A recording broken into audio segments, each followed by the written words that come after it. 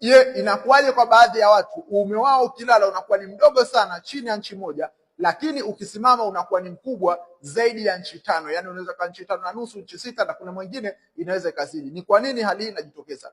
Ipo hivi, ili uume uweze kufika katika hali hiyo kuna mechanism yake. Jambo la kwanza, mwanaume kabla kusimamisha uume wake, kwanza taarifa katika ubongo zinatolewa, zinapelekwa katika mishipa ya damu katika uume.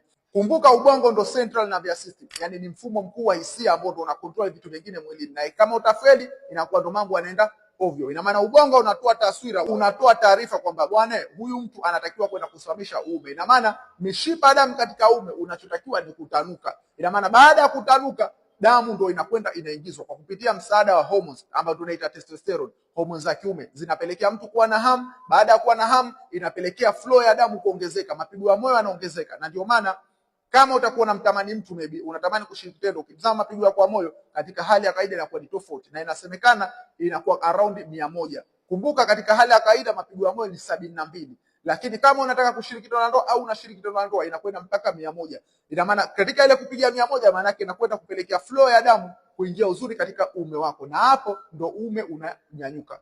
Na itakapotokezea kwamba mishipa yako ya damu katika uume uwezo wake wa kutanuka ni mkubwa, basi hapo ndo kinapotokezea kwamba maumbile yanakuwa ni makubwa sana kuliko hali ya kawaida. Yani unaweza ukakuta akilala inakuwa ni chini ya inchi moja, yani kama hapa tunakuta akilala, lakini yakisimama unaweza kafika hadi huku. Hii ni kwa sababu ya kwamba ile mishipa damu katika uume ina uwezo mkubwa wa kuweza kutanuka na kuingiza damu ya kutosha. Na hii ndio swali ambalo kwamba watu wengi sana wanajiuliza, kwa nini uume wangu ni mdogo sana, lakini ukisimama unakwenda kugonga kwenye inchi 6 au inchi 5.5, ambapo hii ni hali ya kawaida. Lakini pia kumbuka ya kwamba yapo mitindo ya maisha ambayo kwamba kama mwanaume atayafuata, basi anaweza kupelekea maumbile akasinyaa yakawa madogo. Kwa mfano, ikiwa alipitia masturbation, lakini pia ikiwa uzito wake ni mkubwa, lakini pia ikiwa ulaji wake sio sahihi, anatumia mafuta kwa wingi, lakini pia hata yule mtu ambaye kwamba anakosa usingizi wa kutosha, nayo pia anaweza kukumbwa na hali ya maumbile kusinyaa kuwa madogo. Na nini cha kufanya?